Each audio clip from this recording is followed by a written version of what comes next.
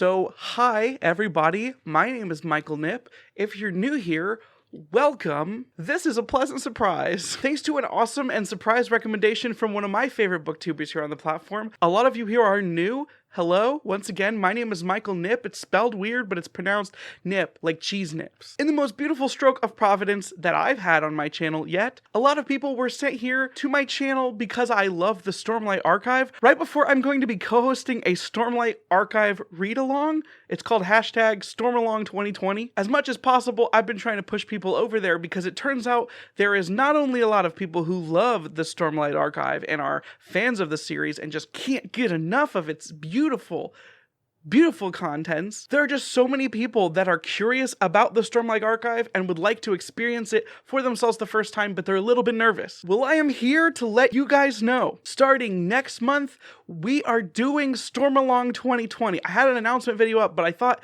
this would be an appropriate time to talk a little bit more about it with a bunch of new people here. And also, if you are one of those people that's been sitting on the sidelines and you've been nervous to try to ingest the Stormlight Archive because those big, fat, chunky books have been a little bit too intimidating, I have some good news. In Stormalong 2020, we are going to be reading these books at a very, very reasonable pace of one book every 2 months. Just in case I forget any of the details while I'm talking about the stuff in this video, I'm going to go ahead and link that original video down below as well as try to put it in the tag above me. But starting in like less than a week, we are going to begin reading The Way of Kings for Stormalong 2020. I keep saying it because I want people to get that in their head. Use the hashtag when you're talking about it, please. I, as well as the other creators, are going to be like watching that as much as we can to try to interact with people who are talking about the Stormlight Archive as we prepare for book 4 coming out this year, The Rhythm of War. The pace that we're going, we should be able to read that book when it comes out, and I'm freaking pumped, honestly. But because this is such an intimidating and a hefty series, there is a lot of people that are a little bit afraid of starting it, or maybe they're curious about it and they don't exactly know what to expect going into it. But as someone who just finished this series this year for the first time and has now already started my second read through, I may end up reading The Way of Kings 3 times this year, depending on how the read along goes. I've talked to a lot of people who have started this series and have loved it, and have started this series and have struggled and then eventually came around to love it. I just want to have some conversations with people who might be nervous. What should I know about the Stormlight Archive before jumping into The Way of Kings? Now, if you are the type of person that likes to be thrown in thick and you don't mind being a little confused or dealing with 1,000-page books pacing, then you might not want to watch the rest of this video. I'm only going to give the vaguest, briefest of spoilers for the setup. I'm not talking about anything major in the book. But for some people, I think it might be valuable to know some of this information going in, because not everybody wants to go in completely blind into something. I know people who love this series, even though it's their first fantasy book, but they're a little bit lost at the beginning. I'm here for you people. I want to make this as easy as possible for you to jump in and enjoy the meat of this thing right away.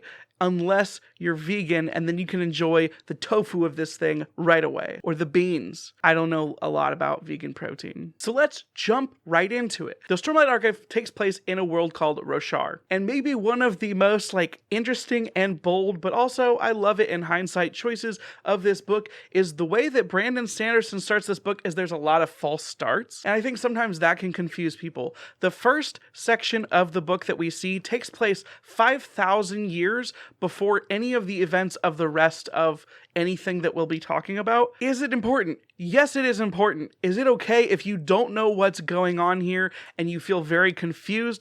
Absolutely. And it's not that long before you jump 5,000 years into the future. It's okay if you don't remember all those details. You can either flip back to it, or a lot of them are reiterated. The thing that Brandon Sanderson does that I think is kind, some people are bothered by it, is if there was something 1,000 or 1,500 pages ago that was seriously important to the story, and it comes back into relevance, he is pretty good about reminding you. So some people still prefer to take notes, but if there is something important and it gets mentioned once, he will usually mention it a couple more times before it becomes relevant. Don't worry too hard if you completely miss the significance. I don't think you can miss the significance, but miss some of the finer points of what's happening at the very beginning. I think it's called the prelude of this story. Now, there's a lot that happens in the prologue for this story. We are introduced to so many things about the world that this next chapter is extremely overwhelming, a little bit on purpose. But like I said, a lot of people aren't sure if they're supposed to be confused. They're not sure if they're supposed to be in the dark at the beginning of the story or if they're supposed to have picked something up. It's okay. The beginning of this story has so many elements. You're seeing multiple races. You're hearing about a pact, like a treaty pact between two different civilizations. The beginning of this story has a little bit of a dump about some of the magic that exists in this world. You're exposed to the magical armor and weapons in this world. It's all in this first prologue here. And we get a lot of showing and a lot of telling with both of those elements. It seems like a lot. This is one of the more direct exposition dumpy places in the book. And looking at it in hindsight, as I'm reading it through the second time, there's so many important things that are actually, the groundwork is laid for them right here in this prologue. A lot of it you're just gonna miss. Maybe a lot of people will catch it, I don't know, but it's okay if you're confused. The main things that you're gonna pay attention to when you jump into this book right away is this prologue is I'm spoiling the prologue.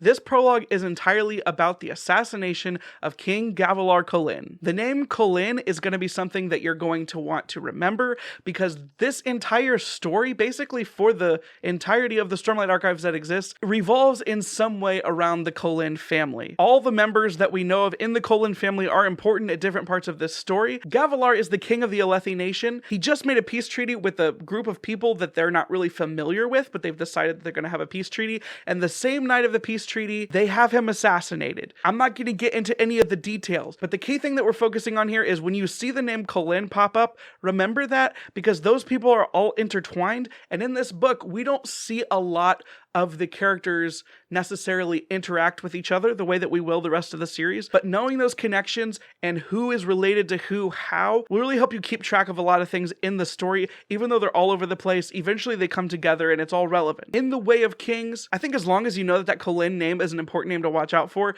you'll be able to connect the dots. The thing is, there's a lot of things thrown at you, and sometimes it's hard to know which of these things is important and which of these things is less important, especially in a series like this where a lot comes up later on. So at that point, once you get through the prologue, you've seen two beginnings. This book has a third false beginning. Now, I don't want to get into the spoilers here, but the third chapter of this book, or actually chapter 1, I want to say, there's a lot of things happening, and once again, that beginning is kind of going to get dumped before you actually start the normal progress of the book. There are important things that happen there, but I don't want you to get too attached to what's happening because this book is still not done starting you into its normal progression. And I know that for some people, that is a little bit hard. It's a little bit annoying. There is a reason for it. And as we get through there in the read along, we can talk about it. I feel like there's an important reason that Brandon does what he does there. It bothers some people when that part isn't obvious yet. But chapter 1, another false beginning. And then we get into the actual beginning of the story. The Way of Kings is a story told to us by third-person limited perspectives. We switch characters' point of views. Each section of this book is called like book 1 through book 5, I think, or part 1 through part 5. I can't remember. But each of those sections will tell you the main POVs that take place within that section. And primarily, you're going to be switching between 3 or 4 different people within those sections, and honestly within the book. As you start the book, you may want to pay attention to some of these names. They show up earlier than the regular beginning. Kaladin, who is like a lower class citizen soldier who becomes a slave really early on. Once again, no major spoilers there. Shallan, who is from like a lower upper house of like the upper class, but like a lower side of that, who is attempting to get herself under the wardship of a very intelligent like research person in the world. And then Dalinar Kholin, who, remember those names, Dalinar Kholin is the brother of dead King Gavilar. There are other characters that we get point of view perspectives from, but those are the main characters for not only this book, but kind of the whole series. Figuring out the connections between their perspectives and their viewpoints is a huge part of unlocking this stuff. The journey is a blast. But the thing is about this series, it's kind of character driven for a lot of it. There is plot, but each of these characters' point of views, they all have their own individual goals, which do build to the overall plot, but you're gonna spend a lot of of time finding out the personal motivations and struggles of each of the characters from their perspective. And that's really where Brandon shines, is getting you to empathize with characters from different backgrounds, with different ideals about the world. You're going to spend time, a lot of time, in these characters' heads, and I think hopefully you're rooting for all of them in their progression in their arcs. Another confusing thing about this series for a lot of people, including my wife, as I'm reading through the first book with her, you're going to see the word spren a lot. It's not super explained all of the time, and it pops up incessantly. In the world of Roshar, spren are like these almost like very ethereal type creatures that show up around mostly strong emotions. Because most of the world is used to that just happening, characters don't necessarily talk about it or notice it a lot. The spren are just named basically after the emotion that they seem to feed off of or show up around.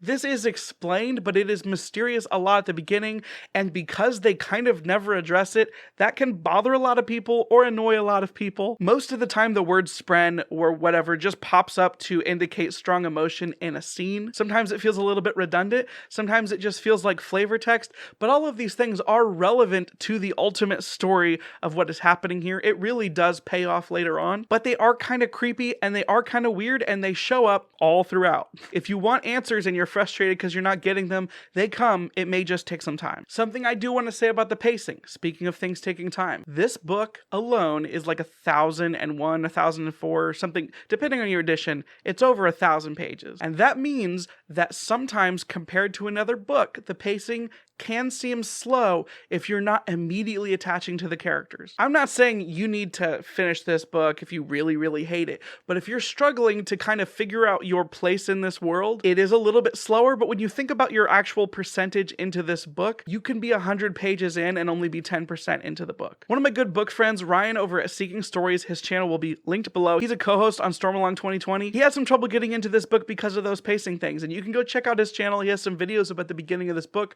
We'll be talking about it as we officially start Stormalong. For some people, it's hard to latch on at first. I pray you'll probably get there. One last thing I want to touch on before I wrap up this video is, I think one valid concern for a lot of people, or at least something a lot of people are curious about, when starting an epic fantasy series in 2020, this book came out a long time ago, but still it's a modern thing, is how dark is it? Like, what is the thematic feel of, like, is it grimdark mainly? Is it super heavy? Is it like all anti-hero stuff? Brandon Sanderson has said before that he could never really do grimdark. He said he tried it before and it didn't work. This is not a grimdark fantasy series. That being said, there are things in the series that are super dark. Nothing is super explicit. There's not like explicit sexual content. There's not a lot of explicit language. There is a significant amount of violence in the story, but none of it is overly graphic. That being said, there's a lot of dark things that happen. I don't want to do a ton of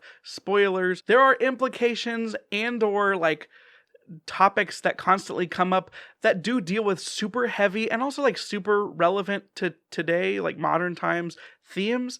They exist in the story, but this is not the type of story where you're following a bunch of anti-heroes who are constantly doing bad things and you're trying to figure out if you actually like them or not. Almost exclusively, the characters that you love in this series are characters that you really want to root for. They're characters that you can hope to be, like aspire to be. They're like old school fantasy role model characters. They are heroes. They're like superheroes in the story, but they're like super flawed and realistic, not like flawed in the grimdark sense. Like, they're not like torturing children and then supposed to be good. Like, they have internal struggles and they try to overcome them to varying degrees of success, but they are characters that you genuinely hope to root for and can like use in the same way you might like use a Spider-Man or a Captain America. Some really heavy, profound moments of real hard-hitting, feel-good, chills vibe stuff, if you know what I'm saying. Now, I don't want to babble on too much longer. I feel like that may help some people get the decision on whether they want to jump into this series or not. Also, I think it will be helpful to some people who are a little bit wary, who have made the decision that they want to jump into Stormalong 2020 or try to read the book at some other point, but they are afraid of being left too in the dark. It's okay. There's a lot of things that are mysteries at the beginning of this series, and over time they are revealed. It's okay. Once again, if you're on the fence, or if you just are caught up in the hype train building up for Rhythm of War, please join us for Stormalong 2020. I'm going to link my announcement video as well as the announcement videos of all of my co-hosts for that series Ryan and Kristen, Christy and Victoria. Go check out their channels down below. Christy is actually running the whole thing. I recommend you go check out all of their channels, give them a subscription. It is going to be a blast to talk about my favorite series of all time with all of you people. If you can't tell, I am hugely passionate about the Stormlight Archive, and I just want to share it with as many new people and as many rereading people as possible. I love talking about this series. Thank you so much to everybody that's been here for a while. Thank you so much to everybody that's brand new here. Freaking thank you so much to Murphy for the shout out. That is so awesome, and freaking thank you. In the coming months of Stormalong, I'm going to be making a ton of Stormlight videos, hopefully, because this is my chance to geek out about this series. I always am looking for excuses to talk about it. This is my shot. So if that's what you want to see from me, welcome. You've come to the right place. If you're confused by the fact that I will also be posting Twilight content, you could check out the first video I did about Twilight called Unlocking Twilight. It's a whole thing. Right now, I'm just super into the Stormlight Archive and Twilight. It's a weird juxtaposition, but it makes sense in my own head. I love you all. Welcome to my channel. Thanks for being here. If you haven't subscribed, please give me a subscription. If you want to hear about more Stormlight stuff, if you like this video, give it a thumbs up. If you haven't checked out the other hosts of Stormalong 2020, please do that now. But until I see you again, have a nice day. No one ever get enough. Always looking up, tired, sleep. No one ever get enough. If I don't show up, I might get fired. Sleep. No one ever get enough. Always looking out, tired, sleep. No one ever get enough. If I don't show up, I might get fired.